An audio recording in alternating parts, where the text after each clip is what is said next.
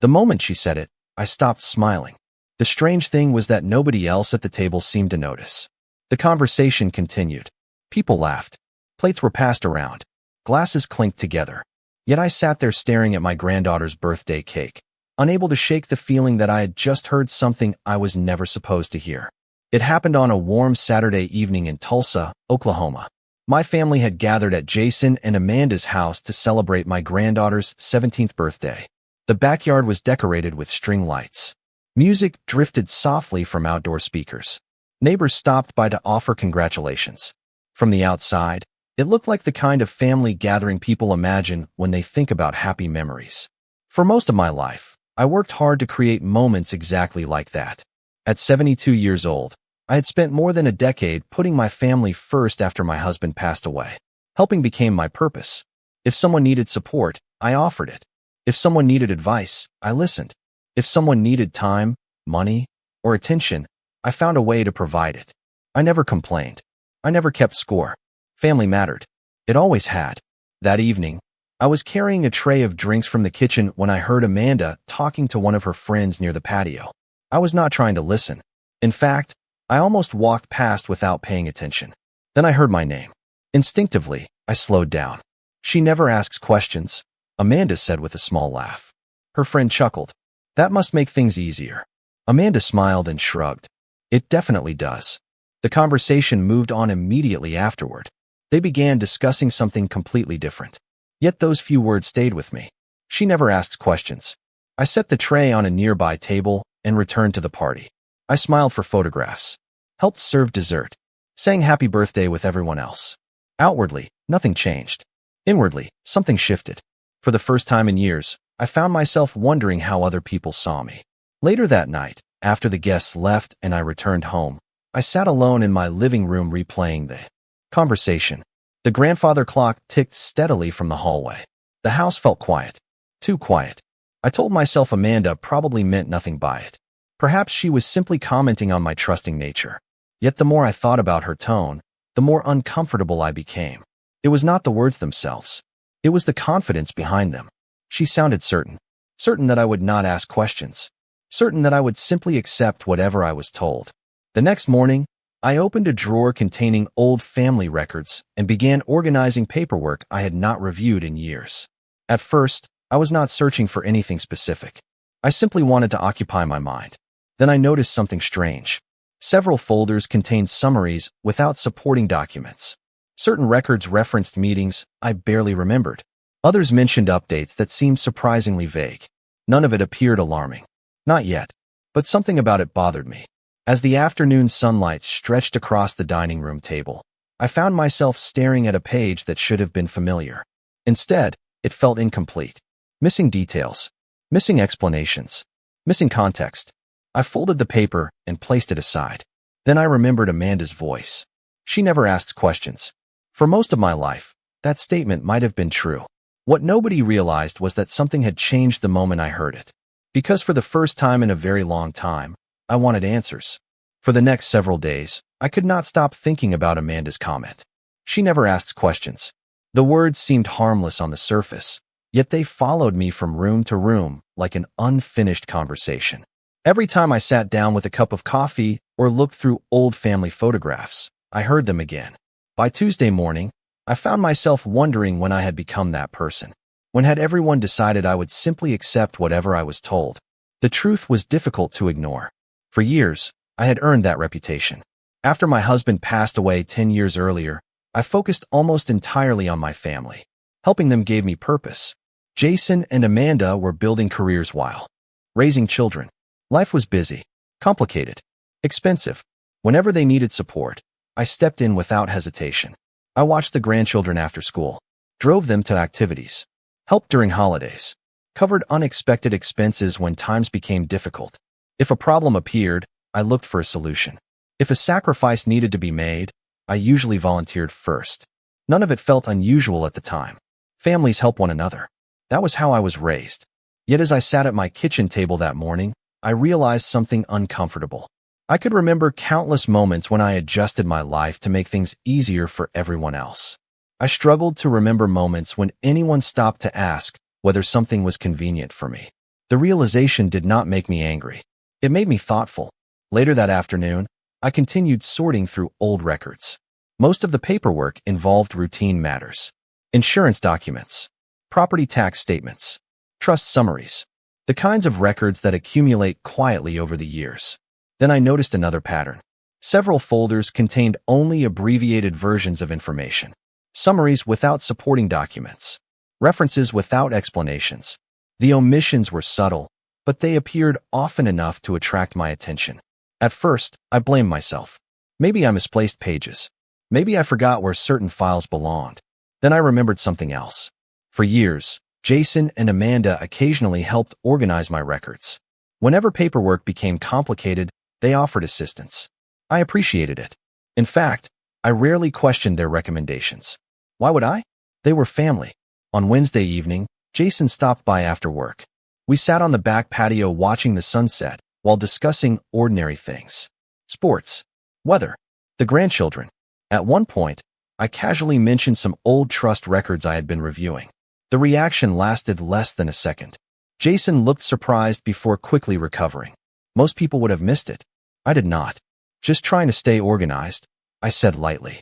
Jason nodded and changed the subject almost immediately. The moment felt insignificant. Yet later, that night, it returned to my thoughts. The next morning, I opened my notebook and began writing down every unusual detail I had noticed since the birthday party. Amanda's comment, the missing documents, Jason's reaction, small observations, tiny inconsistencies. Individually, they meant very little. Together, they formed the beginning of a pattern. As the list grew longer, another realization slowly emerged. The problem was not that I lacked information. The problem was that I never stopped to question the information I received. Somewhere along the way, trust became automatic. Questions disappeared. Assumptions took their place. Looking out the window toward the quiet street beyond my front yard, I understood something for the first time. The people around me were not the only ones responsible for what happened next. I had spent years accepting answers without asking enough questions. That was about to change. The notebook quickly became part of my daily routine. Every morning, I sat at the kitchen table with a cup of coffee and added another observation, another question, or another detail that seemed insignificant on its own, but somehow felt connected to everything else. What started with Amanda's comment at the birthday party was gradually becoming something larger. The more attention I paid, the more things I noticed. On Friday morning, I decided to organize every trust-related document I could find. My husband had always believed that paperwork told stories if you were patient enough to read them carefully. For years, I relied on summaries and explanations provided by other people. Now I wanted to see the original documents for myself. I spent hours sorting folders across the dining room table. Property records, trust summaries, tax documents, meeting notices. Most appeared ordinary. Then I noticed something strange. Several trust updates referenced supporting files that were missing entirely. The references were there. The documents were not. At first, I assumed I misplaced them. Then I found another missing attachment. Then another. By early afternoon, a pattern had emerged. Important records consistently referenced information that no longer appeared in my files. The realization unsettled me, not because it proved anything, because it suggested there were details I had never seen. That evening, while searching through an old filing cabinet in the guest bedroom, I discovered a folder belonging to my late husband. The folder contained notes, correspondence, and planning documents dating back several years before his death. Most of it felt familiar. Then a folded sheet of paper slipped from between two folders and landed on the floor. I picked it up and unfolded it carefully. The page contained handwritten notes in my husband's unmistakable handwriting. Several lines discussed family planning matters. Near the bottom, one sentence caught my attention immediately. Always review the full file, never the summary alone. I sat down on the edge of the bed and read the sentence again. It felt as though he was speaking directly to me from the past. My husband had always been cautious, methodical, thorough. He trusted people, but he also verified information independently. I admired that quality, even if I never fully adopted it myself. The following Monday, I visited a local office that maintained records connected to several family trust filings. I explained that I wanted copies of documents referenced in earlier updates. The employee helping me was polite and surprisingly helpful. After searching several records, She produced a packet containing documents I had never seen before. My pulse quickened as I sat in the lobby reviewing them. Most of the paperwork looked routine. Then I found a meeting summary discussing future trust management. Several participants were listed by name. Jason appeared once. Amanda appeared repeatedly. More importantly, the discussion referenced recommendations made on behalf of family members. One family member in particular, me. I read the page twice, then a third time. There was no indication that anyone had contacted me directly before those recommendations were discussed. No record of my participation. No record of my questions. As I drove home later that afternoon, a feeling I could not quite describe settled over me. It was not anger. Not yet. It was something closer to clarity. For weeks, I had been asking myself whether I was imagining things. Whether Amanda's comment had simply made me overly sensitive. Now I had something tangible. Evidence that conversations affecting me had taken place without me. The details remained incomplete, but the direction was becoming impossible to ignore. Somewhere inside those missing files and forgotten discussions was a truth nobody expected me to look for. And for the first time in a very long time, I intended to keep asking questions until I found it. The documents I collected from the records office stayed on my dining room table for nearly a week. Every morning, I reviewed them again. Every evening, I discovered another detail I had overlooked. What bothered me most was not what the documents said. It was what they did not say. Important decisions were being discussed. Recommendations were being made. Meetings were taking place. Yet there was almost no evidence that anyone had ever spoken directly to me. The following Thursday, I decided to contact the attorney whose name appeared on several trust records. I expected the conversation to be brief. Instead, it became one of the most important moments in my entire investigation. After verifying my identity, the attorney agreed to meet with me the following afternoon. The office sat in a modern building downtown. Large windows overlooked the city streets below. The setting felt professional and welcoming, yet I could not shake a growing sense of unease. After exchanging greetings, the attorney opened a file and began reviewing several documents connected to the trust. Then he said something that immediately caught my attention. "Mrs. Walker, we were under the impression that you had been fully informed about these matters." The sentence hung in the air between us. I stared at him for several seconds before answering. "I do not think I have been informed about much of anything." His expression changed instantly. Not dramatically, just enough for me to notice. He turned several pages and began reviewing notes from previous meetings. According to the records, information had consistently been routed through family representatives. Questions were answered through intermediaries.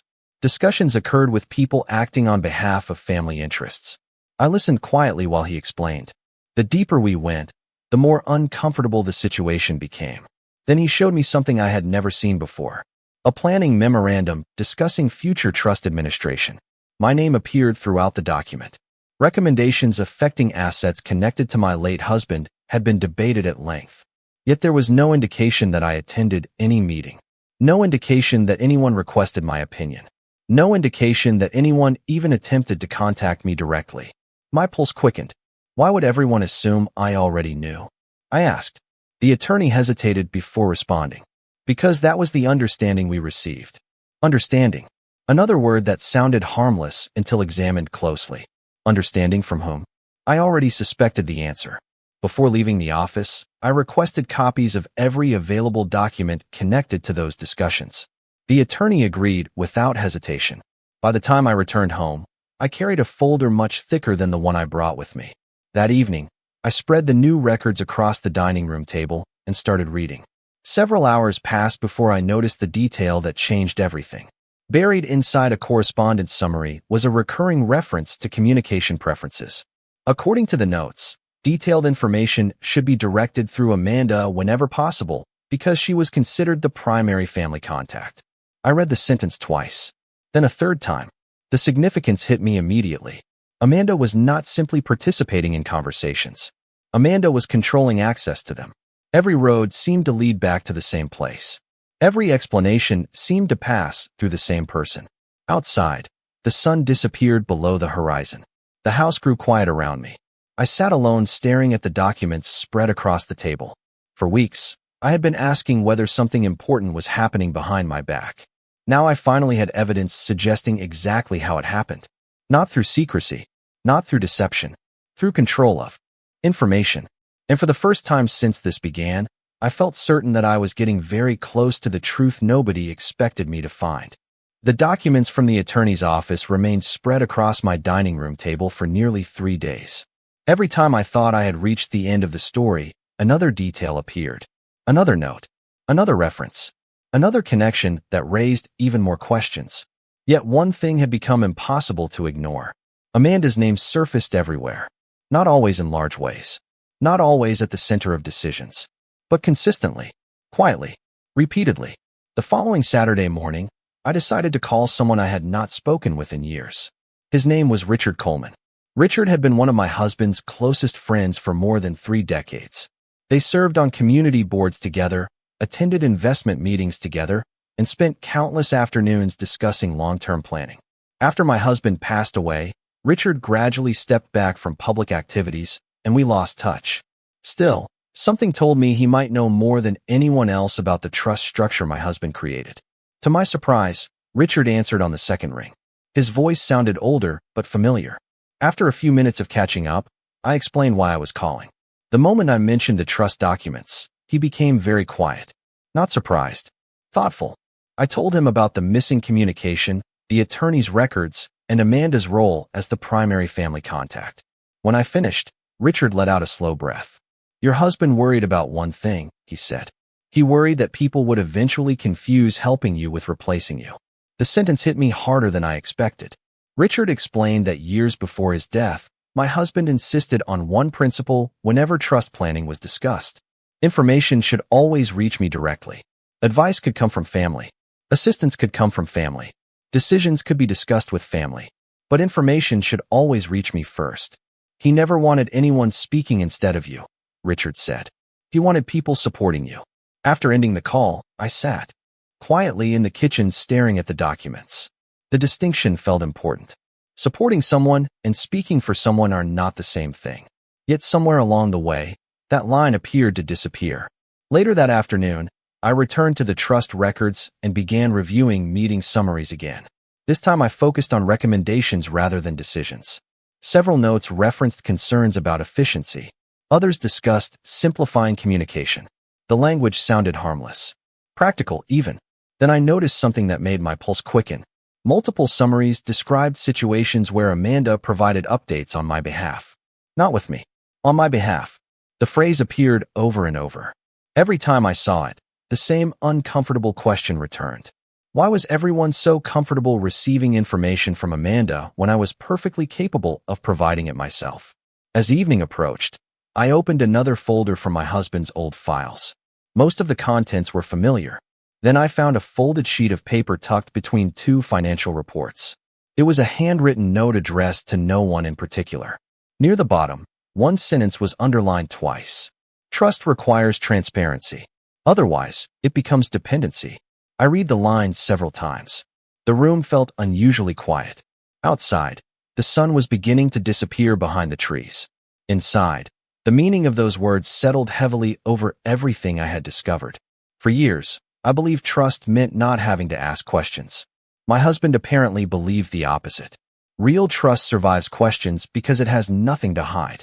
As I carefully folded the note and placed it beside my notebook, I realized something important. The documents were no longer revealing what happened. They were beginning to reveal why it happened. And that answer was leading me toward a truth nobody expected me to uncover. Over the next several days, I stopped looking at the documents as separate pieces of information and started looking at them as a story. Every note, every meeting summary, every communication record. Together, they described a pattern that was becoming impossible to ignore. Amanda was not simply involved in family matters. Amanda was positioned between information and everyone else. The more I examined the records, the clearer that reality became. One Tuesday morning, I spread every document across my dining room table and created a timeline.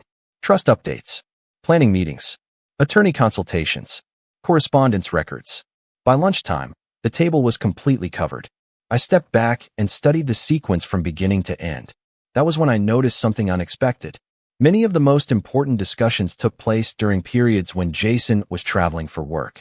I knew those trips well because he often called me from airports, hotels, and conference centers. While he was away, Amanda handled most family matters. At first, I dismissed the connection. Then I found another example. And another. The pattern repeated itself often enough that it no longer felt accidental. Whenever major communication decisions appeared, Jason seemed absent. Amanda seemed present. That afternoon, I reviewed email references attached to several meeting records. Most of the original messages were unavailable, but enough information remained to establish a clear communication trail. Amanda received updates. Amanda distributed summaries. Amanda answered questions. Amanda coordinated responses. Over and over, her role remained the same.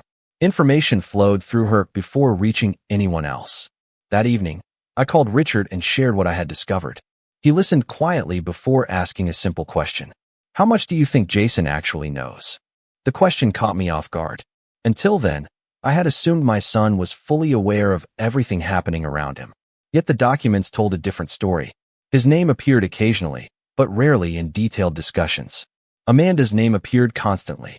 The distinction mattered. The following day, I decided to test my assumptions. I invited Jason to lunch. Nothing formal, just mother and son. We met at a small restaurant near his office. For the first half hour, we talked about ordinary things. Family, work, the grandchildren. Watching him speak, I found myself remembering the boy he used to be. Honest, open, curious. Eventually, I mentioned one of the trust planning discussions from the records. Jason looked confused almost immediately. I mentioned another. Same reaction.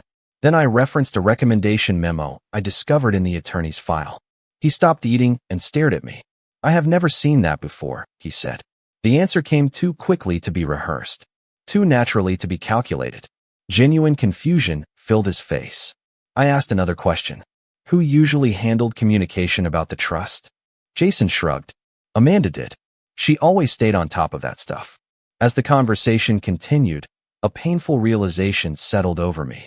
Jason trusted Amanda in much the same way I trusted both of them. He assumed information reached the right people because he believed someone else was managing it responsibly. He never verified because he never imagined he needed to. By the time lunch ended, my perspective had changed completely. The person I suspected at the beginning of this journey was not the person driving events behind the scenes. As I drove home, I felt an unexpected mixture of relief and disappointment. Relief because my son might not have knowingly participated in what happened. Disappointment because trust had blinded more than one person. That evening, I returned to the timeline one final time. The evidence no longer pointed in multiple directions. It pointed toward a single reality. The issue was never ownership of information. The issue was control of information. And for the first time since hearing Amanda's comment at the birthday party, I knew exactly where the truth was leading. That evening, I sat alone at my dining room table staring at the timeline I had spent weeks building. Every document, every meeting, every missing file, every conversation. For the first time since Amanda's comment at the birthday party, everything fit together. What surprised me most was not the evidence pointing toward Amanda. It was the evidence pointing away from Jason. In the beginning, I believed my son knew exactly what was happening. The deeper I investigated, the less that theory made sense. Jason appeared in summaries. Amanda appeared in details. Jason received conclusions. Amanda managed information.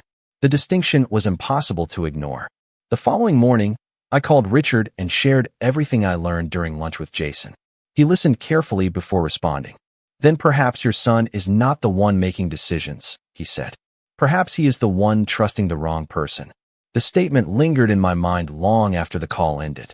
Throughout the day, I returned to the correspondence records and reviewed them from a different perspective.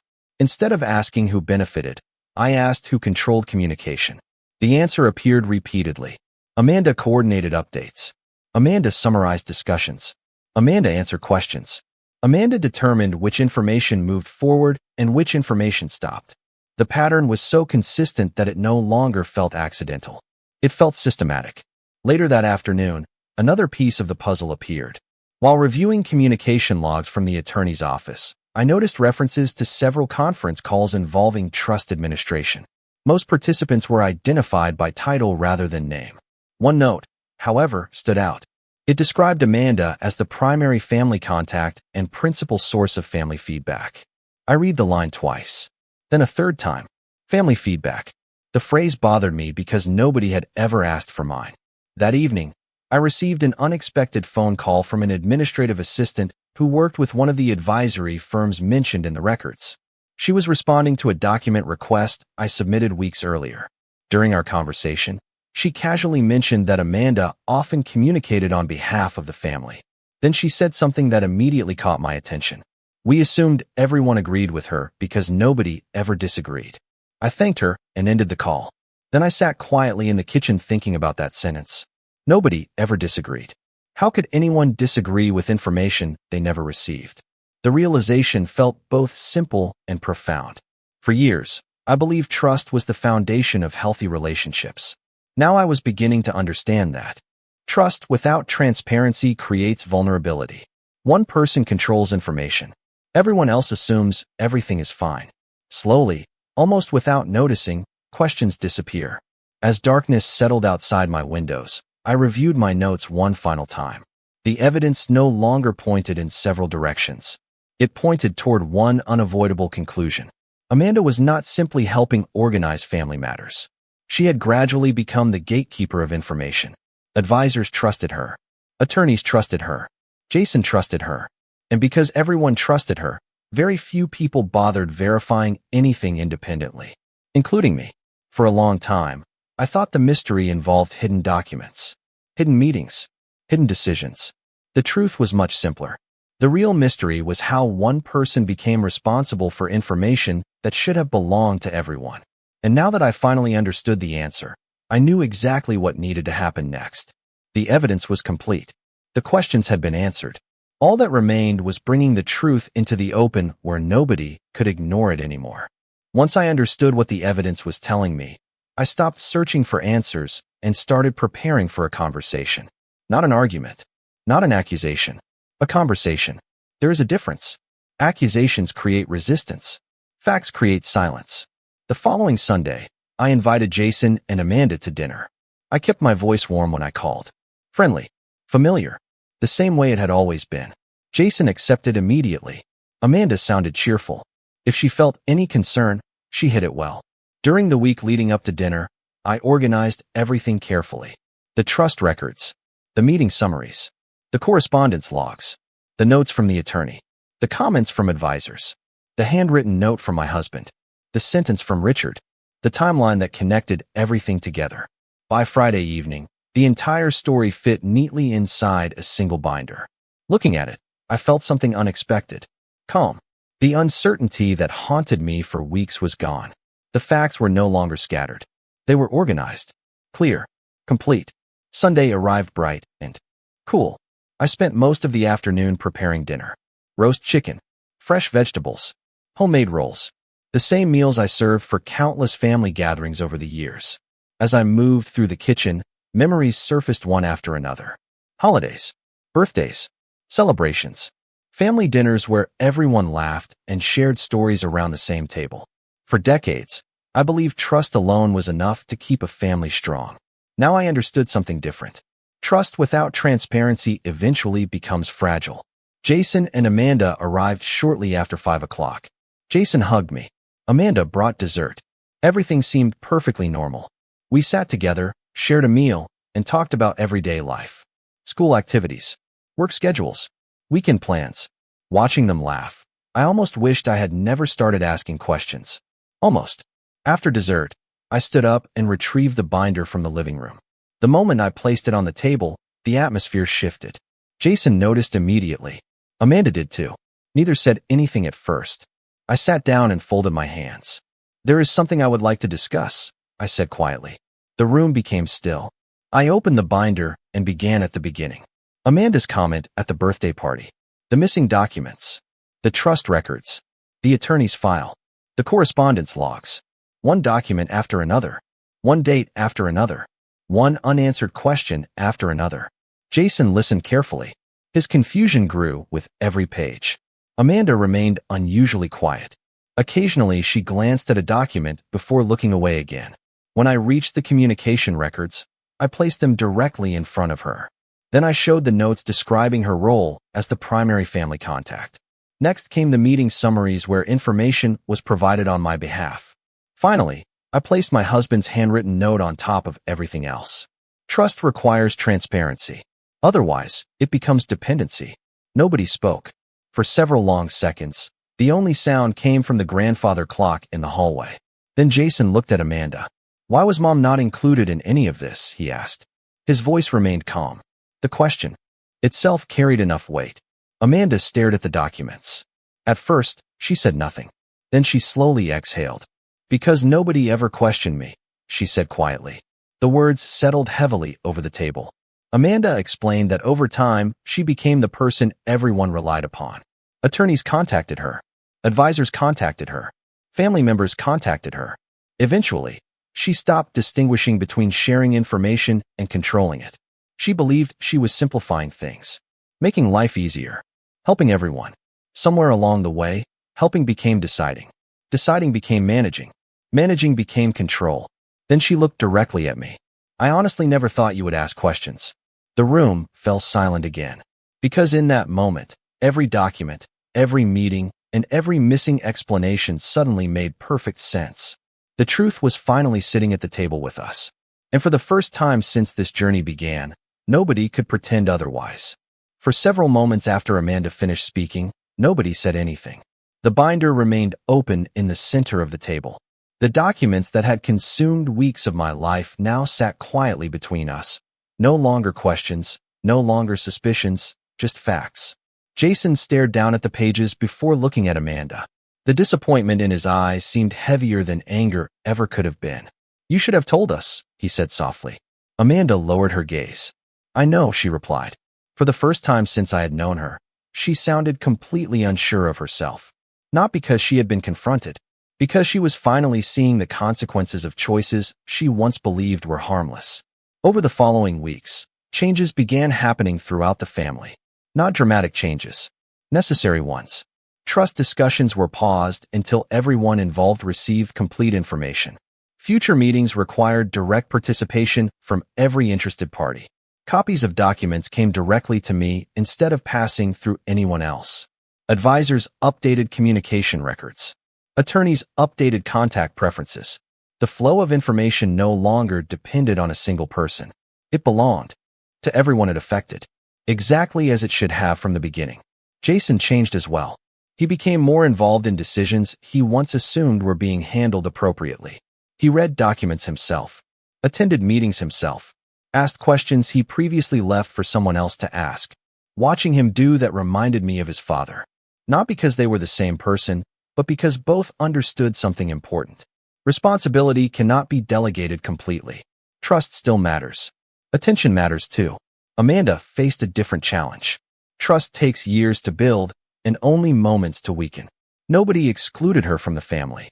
Nobody demanded punishment. Life rarely works that way. Instead, she faced accountability.